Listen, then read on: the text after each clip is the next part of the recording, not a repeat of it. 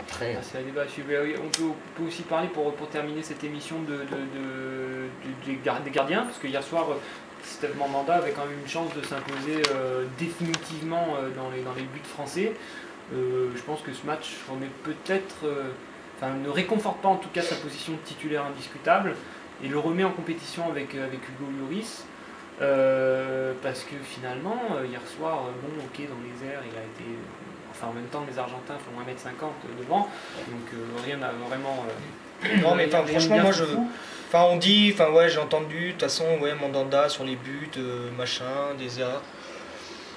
Ouais. Sur le premier but, déjà, c'est vrai que moi je jetterai pas la pierre. Non, mais tu jettes pas la pierre, mais je jette pas la pierre, je trouve que. Bon, sur les buts, c'est vrai que. Bon, déjà, sur le premier but de Gutiérrez, cette erreur de Sagna entraîne la frappe de Gutiérrez qui ne tire pas croisé.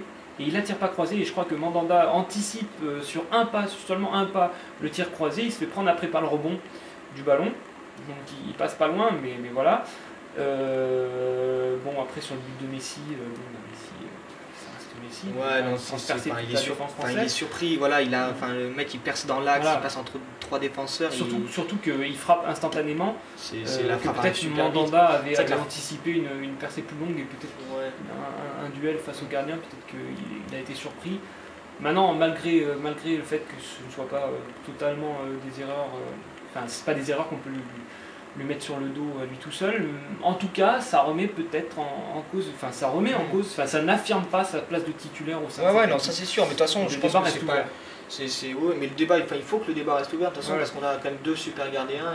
Mais bon, c'est vrai qu'il avait été annoncé comme le titulaire comme le titulaire principal. Voilà, la hiérarchie a été dite par Raymond Domenech. On connaît à ce niveau le niveau des gardiens. Mais le dernier match, c'est Lloris qui a joué.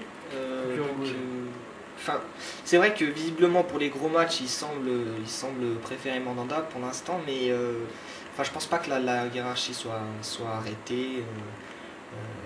Et je pense que c'est bien pour eux, tous les deux d'ailleurs, que la concurrence soit absolue. Non, mais je trouve qu'on les met pas encore assez en concurrence quand même. Loris a joué celui-là, Mandanda joue celui-là, on va voir ce qui va se passer. Parce que dans le discours de Domenech, on a entendu en conférence de presse, donc toujours les conférences de presse de Domenech, qui disait toujours ma hiérarchie des gardiens est faite, c'est Steve Mandanda qui sera titulaire, c'est comme ça. Pour moi, quand tu prépares un match, quand tu as deux jeunes gardiens comme ça, le but c'est de dire c'est Steve qui jouera ce match, en plus il jouait chez lui au Vélodrome, on va le faire jouer. Maintenant, la porte reste largement ouverte pour Hugo Lloris, pour qu'il puisse faire ses preuves et peut-être l'aligner face à Lituanie, pour établir une sorte de concurrence un petit peu plus forte entre les deux et qu'ils alignent peut-être même des performances plus intéressantes au vu de cette concurrence. Voilà. On en a peut-être terminé avec cette émission sur ce match. Désolé, on n'a pas fait de pause, ça risque d'être un petit peu brouillon. On va essayer de mettre ça en ordre pour que vous puissiez écouter cette émission au mieux. On va se retrouver dès la semaine prochaine. Merci Diego. Merci à toi. Et puis réagissez, n'hésitez pas sur le forum mynetnice.blogspot.com. On a pu dire deux mots sur Maradona, le phénomène Maradona, partout où il passe, et de lui-même, il suscite l'euphorie et le mouvement de toutes parts. C'était quand même assez intéressant de suivre un peu ces petites semaines du côté de Marseille. En tout cas, lui, il semble tenir en main son groupe et il semble peu à peu faire taire ses détracteurs qui le disaient incapables de se conformer aux exigences que le poste de sélectionneur demande. Il le fait en restant lui-même, dans sa particularité. C'est quand même assez extraordinaire. Au début du match, avant le match, il était sur la pelouse avec ses joueurs, il est allé les voir un par un, il leur tape dans la main, parle tout le temps. On voit qu'à l'hôtel, il a sa chambre au milieu des joueurs, il passe toute la journée avec eux. Enfin, c'est comme s'il était un corps joueur finalement. Et c'est comme ça qu'il fonctionnera toujours, et c'est comme ça qu'on aurait pu prévoir qu'il fonctionne.